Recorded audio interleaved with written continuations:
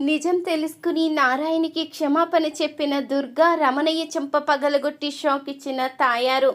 అసలు ఏం జరిగింది తెలుసుకోవాలి అనుకుంటే వీడియోని చివరి వరకు స్కిప్ చేయకుండా చూసేయండి.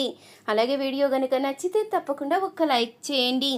ఇక శైలు అయితే కేశవకి ఫోన్ చేస్తుంది.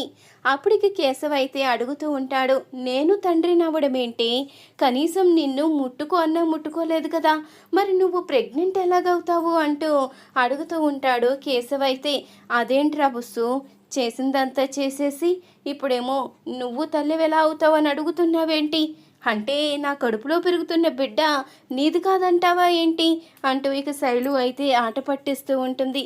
అది కాదే, అసలు ఏం జరుగుతుందో నాకే అయోమయ పరిస్థితిలో ఉన్నాను.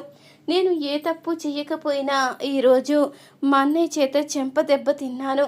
పెళ్ళికి ముందే ఇలాంటి పని చేస్తావని, వాళ్ళ పరువు తీస్తావని అనుకోలేదు అంటూ ఎప్పుడూ లేనిది ఈరోజు మా అన్నయ్య కూడా కొట్టాడు అంటూ అనగానే, అయ్యో ముంగిసా, ఇంత పని జరిగిందా, ఏదో నేను నిన్ను ఆట పట్టించడం కోసం ఇలా అన్నాను. నేను మా వాళ్ళు కుదిర్చిన పెళ్లి గురించి తప్పించుకోవడానికి ఇలా నాటకం ఆడాను. ఇది నిజమనుకున్న వాళ్ళు మీకు ఫోన్ చేసి చెడమడ తిట్టారు. నేను నువ్వు లేకుండా బతకలేను ముంగీసా, నా జీవితం నీతోనే పంచుకోవాలి అనుకుంటున్నాను, అందుకనే ఇలా చేశాను అంటూ ఇక చెప్పంగానే అప్పుడే ఇక కేశవైతే ఎంత పని చేశావే, అసలు కొంతసేపు నాకే ఏమీ అర్థం కాని అయోమయ పరిస్థితిలో పడిపోయాను. ఇక మీ వాళ్ళు తిట్టడంలో ఏముందిలే, అసలు పెళ్లి నుంచి తప్పించుకోవడానికి నీ మీద ఇంత నిందలా వేసుకున్నావే అంటూ ఇక అలా ఇద్దరూ మాట్లాడుకుంటూ ఉంటారు. అప్పుడే ఇంతలో ఇక కేశవ్ అయితే శైలితో మాట్లాడిన తర్వాత మాధవ్ దగ్గరికి అయితే వచ్చి, అన్నయ్య జరిగిందేంటో ఇప్పుడు తెలిసింది, శైలుకి ఇంట్లో వాళ్ళు బలవంతంగా పెళ్లి చెయ్యాలని చూశారంట, అందుకనే శైలు ఇలాంటి నింద వేసుకున్నాను అని చెప్పింది అంటూ అనగానే, ఏంట్రా నువ్వు చెప్పేది, శైలు కావాలని ఇలాంటి నింద వేసుకుందా, అంటే ఇంట్లో వాళ్ళు బలవంతంగా పెళ్లి చేస్తున్నారని అది ఆపడానికి ఇలా అందా, అసలు ఏం జరుగుతుందిరా, తనకి బలవంతంగా పెళ్లి చేస్తూ ఉంటే ఏ ఆడపిల్ల వేసుకోకూడని నింద వేసి ఆ పెళ్ళి చెడగొట్టుకుందా అంటూ ఇక మాధవ్ అయితే అడుగుతూ ఉంటాడు. అవునన్నయ్య, తను నాతోనే జీవితం అనుకుంటుంది, వేరే వారిని పెళ్లి చేసుకోవడం ఇష్టం లేక ఇలా చెప్పిందంట అంటూ అనగానే, నన్ను క్షమించరా, నేను చాలా పెద్ద తప్పు చేశాను, నా తమ్ముడు గురించి తెలిసి కూడా నేను నీ మీద చేయి చేసుకున్నాను, నువ్వు తప్పు చెయ్యవని తెలిసి కూడా మూర్ఖంగా ఇష్టం వచ్చినట్టు కొట్టాను, నన్ను క్షమించు అంటూ మాధవ్ అయితే క్షమాపణ అయితే చెప్తూ ఉంటాడు. అప్పుడే ఇంతలో ఇక మహా అయితే, నేను చెప్పాను కదా, కేశవ చాలా మంచివాడు, ఎలాంటి తప్పు చెయ్యడు, కేశవ గురించి నాకు తెలుసు కదా అంటూ మహా అనంగానే, మీకు అందరి గురించి తెలుస్తుందండి, నా గురించి తప్ప నేను ఒక్కరోజైనా మంచి పని చేశానని మాత్రం అనరు అంటూ అనగానే, మీరు ఎప్పుడు మంచి పని చేశారో, ఎప్పుడు ఏదో అబద్ధం చెప్పడం, మోసం చేయడం, ఇదే కదా మీకు అలవాటు, మళ్ళీ మీ గురించి తెలియదు అంటున్నారా, మీ గురించి కూడా నాకు అన్నీ తెలుసు, మీరు ఏదో రకంగా అబద్ధం చెప్పి మీరు అనుకున్నది సాధించాలి అనుకుంటారు, కానీ కేశవ కన్నా పెద్ది అలా కాదు, వాళ్ళు ఎంతో నిజాయితీగా చేస్తూ ఉంటారు అంటూ అనగానే, నా గురించి కూడా అన్నీ తెలుసుకున్నాను అన్నారు చూడండి, నాకు చాలా సంతోషంగా ఉంది అంటూ ఇక చెప్తూ ఉంటాడు చక్రి అయితే. మరొక వైపు మహా అయితే మాధవ్ దగ్గరికి వెళ్ళి, అసలు మీరు చాలా తొందరపడ్డారు పెద్ది, శైలు తన పెళ్లి నుంచి తప్పించుకోవడానికి ఇలాంటి నింద వేసుకుంది, మీరు కూడా ఆలోచించకుండా కేశవ్ మీద చేయి చేసుకున్నారు, సర్లే ఇక వదిలేయండి, మీరు బాధపడకండి అంటూ ఇక మహా అయితే చెప్తూ ఉంటుంది. లేదమ్మా, చిన్నప్పటి నుంచి వాళ్ళని నా చేతుల మీదంగానే పెంచాను, ఎవరిని కూడా ఎప్పుడు ఒక దెబ్బ కూడా కొట్టలేదు, కనీసం తిట్టనన్నా తిట్టలేదు, ఈరోజు వాళ్ళు చెప్పింది నిజమని నమ్మి కొట్టాను అంటూ మాధవ్ అయితే బాధపడుతూ ఉంటాడు.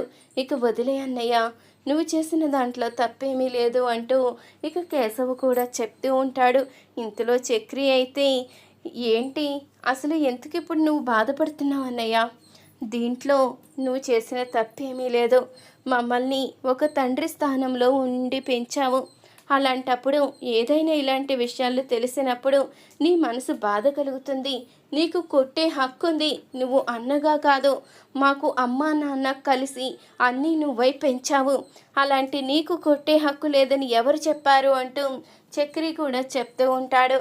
ఇంతలో చక్రి అయితే కేశవని ఆట పట్టిస్తూ ఉంటాడు. ఏంట్రా, నన్ను పెద్దనాన్ని చేశావు అనుకుంటే ఇలా మొత్తం డొల్లోగొట్టావేంటి? అయ్యో, నేను పెద్దనాన్నని అవుతున్నాను.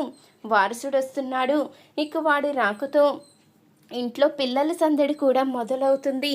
ఇంట్లో ఆడవాళ్ళే ఉండరు అని శాపం పెట్టిన ఇంట్లో పసిపిల్లలు కేరింతలు కూడా వినబడతాయి అని ఎంతగానో మురిసిపోయాను కదరా, ఎలా హ్యాండ్ ఇచ్చావేంటి అంటూ ఇక చక్రి అయితే కేశవని ఆట పట్టిస్తూ ఉంటాడు. ఉండ్రా, నాకే ఒక నిమిషం అసలు అయోమయ పరిస్థితిలో పడిపోయాను. కానీ నా గురించి ఇంతగా ఆలోచిస్తున్నందుకు చాలా సంతోషంగా ఉందని కేశవ చెప్తూ ఉంటాడు. ఇక అందరూ కూడా అక్కడి నుంచి అయితే బయలుదేరుతారు. అప్పుడే ఇంతలో మనీష అయితే అంకుల్ ఇంకా రాలేదు అంటూ అడుగుతూ ఉండగా, అవును కదా, మన పనిలో పడి ఆయన్ని పట్టించుకోవడమే మానేశాము. ఇంతకీ ఆయన ఎక్కడున్నట్టు అంటూ ఇక అందరూ కూడా ఆలోచిస్తూ ఉంటారు. అప్పుడే ఇంతలో ఇక సతీష్ అయితే వస్తాడు. అప్పుడే మీ నాన్నని దుర్గా మనుషులు కిడ్నాప్ చేసి తీసుకువెళ్ళారు, వాళ్ళ కారులో బంధించి తీసుకుని వెళ్ళిపోయారు అంటూ చెప్పంగానే నాన్నని తీసుకువెళ్ళడానికి వాళ్ళెవరు? అసలు మా నాన్నకి వాళ్ళకి సంబంధం ఏంటి? అసలు ఈ ఊర్లో నిజంగానే శత్రువులు ఉన్నారా? అందుకే వచ్చిన రోజు మా నాన్న మీద దాడి జరిగిందా అంటూ ఇక మాధవ్ అయితే ఆలోచిస్తూ ఉంటాడు. ఇంతలో ఇక కేశవ కూడా అసలు వాళ్ళెవరు, మా నాన్న మీద చెయ్యి వేయడానికి వాళ్ళెవరో చెప్పు, చంపేస్తాను అంటూ కేశవ అయితే అంటూ ఉండగా, ఆగండ్రా, మీరు కంగారు పడకండి, ముందు వాళ్ళెవరో తెలుసుకోవాలి కదా, తెలుసుకోకుండా మనం కంగారు పడకూడదు అంటూ ఇక మాధవ్ అయితే చెప్తూ ఉంటాడు. ఏంటన్నయ్య కంగారు పడకపోయేది? మన నాన్నని కిడ్నాప్ చేయడం ఏంటి? మనం వచ్చిన రోజు నుంచి చూస్తున్నాము, ఏదో రకంగా ఏదో అపాయం తలపెట్టాలనే చూస్తున్నారు. అంటే మన కుటుంబానికి ఈ ఊర్లో శత్రువులు ఉండుంటారు. అందుకనే నారాయణ మనకి ఈ ఊరు పేరు చెప్పడానికి కూడా ఇష్టపడలేదు. కనీసం ఈ ఊరు మనల్ని తీసుకురావడానికి కూడా ఇష్టపడలేదు అంటూ చెప్తూ ఉండగా అప్పుడే మహా అయితే అంటూ ఉంటుంది, అవును, దుర్గా మనుషులు అని సతీష్ చెప్పాడు కదా, దుర్గా అంటే మీకు గుర్తుందా? మొన్న మనకి తోటలో ఎవరో రౌడీలు వెంటపడి అల్లరి చేస్తూ ఉంటే వాళ్ళని చితక్కొట్టి మీ జోలికి ఎవరైనా వస్తే దుర్గా తాలూకాని చెప్పమని చెప్పాడు కదా, అతనే అయి ఉంటాడు. మరి అతను చాలా మంచివాడు కదా, మరి మీ నాన్నగారిని కిడ్నాప్ చేయడం ఏంటి? అసలు అతనికి మన కుటుంబానికి సంబంధం ఏంటి అంటూ మహా అయితే అడుగుతూ ఉంటుంది. అవును, మీరు చెప్తూ ఉంటే నాకు గుర్తుకు వస్తుంది, మొన్న మనకి అతను పేరు చెప్పాడు కదా, దుర్గా ప్రసాదు అని, అంటే అతనే అయ్యుంటాడు. మా నాన్నని కిడ్నాప్ చేయవలసిన అవసరం ఏంటి? ఇప్పుడే మనం వెంటనే తెలుసుకోవాలి, వెంటనే ఆ ఇంటికి వెళ్ళాలి. మా నాన్నని ఎందుకు కిడ్నాప్ చేశాడో, అసలు వాళ్ళకి ఏం శత్రుత్వం ఉందో అన్నీ తెలుసుకోవాలి అంటూ చక్రి కూడా అంటూ ఉంటాడు. ఇంతలో ఇక నారాయణ అయితే తాడుతో కట్టి బంధిస్తారు. అప్పుడే దుర్గా అయితే ఈ రోజుతో ఇక నీవు చచ్చినట్టే, ఇన్ని రోజులు ఇన్ని సంవత్సరాలుగా నీ మీద పగతోనే ఎదురు చూస్తున్నాను, ఇక నిన్ను బ్రతకనిచ్చేదే లేదో, ఇక నిన్ను ఆ దేవుడు కూడా నా నుంచి కాపాడలేడు. నువ్వు ఇక్కడున్నావని నీ కొడుకులకి కాదు కదా, ఎవ్వరికీ తెలియదు. ఇక నిన్ను చంపేసి నా ఇన్ని రోజులు పగని తీర్చుకుంటాను. మా అక్క చావుకి కారణమయ్యావు. నేను మా అక్కని ఎంతో ప్రాణంగా చూసుకున్నాను. మా అక్క నన్ను ఎంతో అల్లారు ముద్దుగా పెంచింది. అలాంటి నా ప్రాణమైన మా అక్కని నాకు దూరం చేశావు. అలాంటి నిన్ను నేను ఎలా క్షమిస్తాను అనుకున్నావు? ఎట్టి పరిస్థితిలో కూడా నిన్ను వదిలిపెట్టేదే లేదు, నిన్ను చంపేస్తాను అంటూ ఇక దుర్గా అయితే పొడవబోతూ ఉండగా ఇంతలో ఇక నలుగురు కూడా అక్కడికి వస్తారు. ఆగండి, ముందు చంపడానికి అసలు మీరెవరు? మీకు మాకు శత్రుత్వం ఏంటి అంటూ మహాచక్రి అడగంగానే, మీకు నాకు శత్రుత్వం ఏమీ లేదు, మీ నాన్నతోనే నాకు శత్రుత్వం ఉంది. నాకు ప్రాణమైన మా అక్క చనిపోవడానికి కారణమైన మీ నాన్నని ఎలా బ్రతకనిస్తాను? వాడు బతికే అర్హత కోల్పోయాడు. మా అక్కని చంపినప్పుడే వాణ్ణి చంపాలి అనుకున్నాను, కానీ జైలుకు వెళ్ళి బ్రతికిపోయాడు. పోనీలే, ఎక్కడో బ్రతుకుతున్నాడు కదా అని వదిలేస్తే ఇప్పుడు నా ఊరే వస్తాడా? సంవత్సరం మొక్కులు తీర్చుకుంటాడంట. మా అక్కని సమాధి చేసిందే కాకుండా మొక్కులు తీర్చుకుంటాను, ఊరేగుతాను అంటే నేనెలా చూస్తూ ఊరుకుంటాను?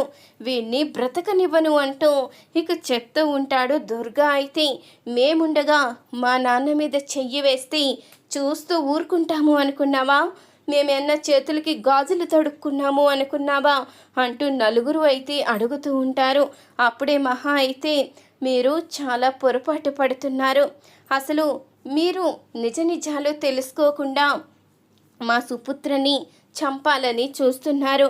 ఆ పెద్దాయన ఎలాంటి తప్పు చెయ్యలేదో మీరు నిజం తెలుసుకోకుండా ఎందుకు ఇలా ప్రవర్తిస్తున్నారు? మీరు ఊరు పెద్దని అంటున్నారు, ఈ ఊరంతా మీది అంటున్నారు, ఊర్లో ఎలాంటి అన్యాయం జరిగినా ఊరుకోను అంటున్నారు. మరి ఒక నిర్దోషికి శిక్ష వేయడం ఎక్కడ న్యాయం? మీరు నిజం తెలుసుకోకుండా ఎందుకు ఇలా ప్రవర్తిస్తున్నారు అంటూ అడుగుతూ ఉంటుంది మహా. నేను నిజం తెలుసుకోకపోవడం ఏంటి? మా అక్కని నేను చూస్తుండగానే వీడు కత్తితో పొడిచాడు అంటూ అనంగానే, కత్తితో పొడవడం మీరు చూసారా? కత్తి పొట్టలోంచి తీసేటప్పుడు చూసారా అంటూ అడుగుతూ ఉండగా, అవును, పొట్టులోంచి తీసేటప్పుడే చూశాను. అంటే వాడి చేతిలో కత్తుంది, అక్కడ మా అక్క రక్తపు మడులో పడుంది. అంటే చంపింది ఎవరు? వాడే కదా. ఆ చుట్టుపక్కల ఎవ్వరూ కూడా లేరు. అలాంటప్పుడు చంపింది వీడు కాకపోతే ఎవరైనా వచ్చి పొడిచి వెళ్ళిపోయారంటారా అంటూ అనంగానే, అవును, అక్కడ అదే జరిగింది. మీ అక్కని చంపింది మీరనుకుంటున్నట్టు మా సుపుత్ర కాదు. మీరు ఈ పెద్ద ఆయన మీద నింద వేసి చంపేయాలని చూస్తూ చాలా పాపం చేస్తున్నారు. ఇప్పటికైనా నిజ నిజాలు తెలుసుకోండి అంటూ అనంగానే, అసలు నిజం నీకు తెలుసా? నీకు ఇప్పుడు ఈ మధ్యకాలంలో పెళ్ళయి ఉంటుంది, ఈ కుటుంబం గురించి ఎలా తెలుస్తుంది అంటూ అనంగానే, అన్నీ నేను ఎప్పుడో తెలుసుకున్నాను. మీ అక్క చావుకి కారణం ఆ రమణయ్యే మీ అక్కని చంపేశాడు. ఎందుకంటే ఆస్తి కోసమే ఇదంతా చేశాడు. ఆస్తి కోసమే, తన సొంతం ఆస్తి అవ్వాలనే ఇదంతా చేసి నింద మాత్రం తమ్ముడి మీద నెట్టేశాడు. తమ్ముడు జైలుకి వెళ్ళిపోతే ఎలాగో ఆస్తి సొంతమవుతుంది అనుకున్నాడు. అలాంటి వాణ్ణి మీరు గుడ్డిగా నమ్మి చాలా తప్పు చేశారు. ఇప్పటి వరకు తను చేసిన తప్పులు కప్పిపుచ్చుకోవడానికి మీతో స్నేహం చేస్తూ, మీకు ఉన్నవి లేనివి అన్నీ చెప్తూ మీలో పగని పెంచుకుంటూ వచ్చాడు. మీరు కూడా నిజ నిజాలేవి తెలుసుకోకుండా తప్పు చేస్తూ ఇప్పుడు ఈ సుపుత్రని చంపేయాలని చూస్తున్నారు. ఇప్పటికైనా ఒక్కసారి ఆలోచించండి. మీరు కత్తితో పొడవడం చూడలేదు, తీయడం చూశారు. నిజంగా పొడిచి ఉంటే అదే వ్యక్తి అక్కడికక్కడే ఎందుకు కుప్పకూలిపోతాడు. అయినా మీకు ఈ విషయం ఎందుకు చెప్పలేదో తెలుసా? మీకు ఈ విషయం చెప్తే వెంటనే మీరు ఆ వ్యక్తిని చంపి హంతకుడవుతారు. మీ జీవితం నాశనం అయిపోతుంది. మీరు జైలుకి వెళ్ళడం ఇష్టం లేక, మీ భవిష్యత్తు చిన్న వయసులోనే ఆర్పేయడం ఇష్టం లేక, సుపుత్ర విషయాన్ని బయట పెట్టకుండా తాను నిరూపించుకునే అవకాశము కూడా లేక తాను జైలుకి వెళ్ళి శిక్ష అనుభవించాడు. ఇన్ని రోజులు కూడా ఈ విషయం తెలియకుండా అందరూ కూడా నిందించారు అంటూ అనంగానే, అప్పుడేకి మాటకి గాయత్రి అయితే, అవును, ఇన్ని రోజులు మావయ్య చాలా శిక్ష అనుభవించాడు. అందరూ కూడా అన్ని రకాలుగా ఎన్నో మాటలు అంటూ ఉంటే ఎంతగానో కుమిలిపోయాడు. ఆఖరికి కొడుకులు కూడా తనని నాన్న అని పిలవకుండా నారాయణ అని పిలుస్తూ, మా తల్లి చావుకి కారణం నువ్వే అంటూ నిందిస్తూ ఎన్ని మాటలన్నా కానీ మామయ్య తట్టుకుని నిలబడ్డాడు అంటూ ఇక గాయత్రి కూడా చెప్తూ ఉంటుంది. అప్పుడు ఇంతలో దుర్గా అయితే, ఈ విషయాన్ని నువ్వు ఎందుకు దాచిపెట్టావు? నా దగ్గర ఎందుకు ఇన్ని రోజులు నిజాన్ని చెప్పలేదు? చెప్పు అంటూ నిలదీస్తూ ఉంటాడు. నా కోడలు అన్నీ నీకు చెప్పింది కదా, నేను చెప్పేది ఏముంది? ఇదంతా నిజమే. చిన్న వయసులోనే నీ జీవితం నాశనమైపోవడం నేను తట్టుకోలేక నీ బాధ్యత నేను తీసుకుంటున్నట్టు మీ అక్కకి మాట ఇచ్చాను కాబట్టి ఈ విషయాన్ని నీకు చెప్పలేదు. మీ అక్క అంటే నీకు ప్రాణం. అలాంటప్పుడు అసలు విషయం తెలిస్తే ఖచ్చితంగా నువ్వు వాడిని చంపేస్తావు. వాడు చచ్చిపోతాడు అన్న భయంతో నేను నిజాన్ని దాచిపెట్టలేదు. నీ జీవితం నాశనమైపోతుంది. నువ్వు జీవితాంతం జైల్లో ఉండాలి. అది ఇష్టం లేకే నిన్ను కూడా నా బిడ్డలా అనుకున్నాను కాబట్టి నీకు విషయాన్ని చెప్పలేదు అంటూ నారాయణ అనేసరికి అప్పుడే దుర్గా అయితే నారాయణ కాళ్ళ మీద పడి క్షమాపణ అయితే చెప్తాడు. నన్ను క్షమించండి బావా, నేను చాలా పెద్ద తప్పు చేశాను. నా గురించి మీరు ఇంతగా ఆలోచిస్తే నేను మాత్రం నిజ నిజాలు తెలుసుకోకుండా మూర్ఖుల్లా ప్రవర్తించాను. మిమ్మల్ని చంపాలని చూశాను. వీళ్ళు గనక రావడం ఒక్క నిమిషం లేట్ అయినా ఏ పాపం తెలియని మిమ్మల్ని చంపేసి ఉండేవాణ్ణి. మా అక్క నన్ను ఎప్పటికీ క్షమించుండేదే కాదు. నన్ను క్షమించండి బావా. ఇప్పుడు అసలు నిజం తెలుసుకున్నాను. ఇన్ని రోజులు ఒక బలి పశువులా నేను వాడి మాటలు నమ్మి చాలా పెద్ద తప్పు చేశాను. ఇంతకు ముందే నాకు ఫోన్ చేసి వాణ్ణి చంపేయి, నాకు ఈ ఆస్తి కలిసి వస్తుంది, నీకు పగ తీరుతుంది అన్నప్పుడు కూడా నేను అర్థం చేసుకోలేకపోయాను అంటూ క్షమాపణ అయితే చెప్తాడు.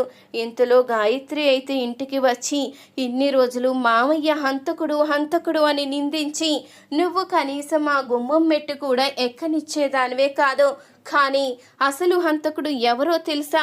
నువ్వు ప్రాణంగా చూసుకుంటావే మీ అన్నయ్య రమణయ్య, అతనే అసలైన హంతకుడు. అత్తమ్మని చంపింది మీ అన్నయ్యే అంటూ చెప్పంగానే ఆ మాటకి తాయారు ఒక్కసారిగా షాక్ అవుతుంది. ఏంటే నువ్వు చెప్పేది? వదిన్ని చంపింది మీ మావయ్య కాదు, నీకు మతిపోయినట్టుంది అంటూ అనంగానే నాకు మతిపోవడం కాదు, నీకే మతిపోయి ఒక ఘోరమైన హంతకుణ్ణి నీ దగ్గర పెట్టుకుని ఇన్ని రోజులు చూసావు. ఇప్పుడు అసలు నిజం తెలిసింది. అత్తమ్మని చంపింది మామయ్యే అని, కానీ నీ ముద్దుల అన్నయ్య రమణయ్య అని ఇప్పుడే తెలుసుకున్నాను. ఇప్పటికైనా నీ కళ్ళు తెరుసుకో అంటూ అన్ని నిజాలు బయట పెడుతుంది గాయత్రి అయితే. అప్పుడే ఇక ఆ ఊరొచ్చిన రమణయ్య అయితే తాయారు దగ్గరికి రాగానే కోపంగా తాయారైతే రమణయ్య చంపైతే పగలగొడుతుంది. ఇన్ని రోజులు వదిన్ని చంపింది ఆ మూర్ఖుడే అనుకుని నేను వాణ్ణి ద్వేషిస్తూ నిందించి వచ్చాను. వదిన దేవత లాంటిది, నన్ను ఒక కూతుర్లా చూసుకుంది, నాకు ఎంతో ప్రేమని పంచింది. అలాంటి వదిన్ని వా దుర్మార్గుడు చంపేశాడేమో అని నమ్మి నేను ఎన్ని రోజులు వాణ్ణి అనరాని మాటలన్నీ అన్నాను. కానీ ఆస్తి కోసం నువ్వు ఇంత దారుణానికి దిగజారిపోతావని అస్సలు అనుకోలేదు. నువ్వు ఇంత నీచుడువని తెలుసుకోలేకపోయాను. ఇన్ని రోజులు మా అన్నయ్య ఎంతో మంచివాడు అని మురిసిపోయాను. నాకు అండగా ఉంటున్నాడని ఎంతగానో విర్రవీగాను. కానీ ఇన్ని రోజులు ఒక నరరూప రాక్షసుణ్ణి, ఒక హంతకుడిని నా ఇంట్లో పెట్టుకున్నానని తెలుసుకోలేకపోయాను. నిన్ను చూస్తుంటేనే అసహ్యం వేస్తుంది. ఇన్ని రోజులు నా మేనల్లుణ్ణి కూడా దగ్గరికి తీయలేకపోయాను. ఎప్పుడూ కూడా వాళ్ళు నన్ను ఎన్నో రకాలుగా మాట్లాడాలని చూసి, ఎంత ప్రేమగా నాకు దగ్గరవ్వాలని చూసినా నేను వాళ్ళని పట్టించుకోలేదు. అది నీ కారణంగా అంటూ ఇక తాయారైతే వార్నింగ్ ఇస్తుంది రమణయ్యకి. అప్పుడే ఇక ఇంతలో నారాయణకైతే క్షమాపణ చెప్తారు చక్రి, కేశవ. ఇన్ని రోజులు నిన్ను అపార్థం చేసుకున్నావు. మా అమ్మ చనిపోవడానికి కారణం నువ్వే అనుకొని నిన్ను నిందిస్తూ వచ్చాము. దయచేసి మమ్మల్ని క్షమించండి నాన్న అంటూ ఇక నాన్న అని పిలవంగానే ఆ మాటకి నారాయణ అయితే ఎంతగానో సంతోషపడిపోతూ ఉంటాడు. మీరు నన్ను నాన్న అని పిలుస్తున్నారా?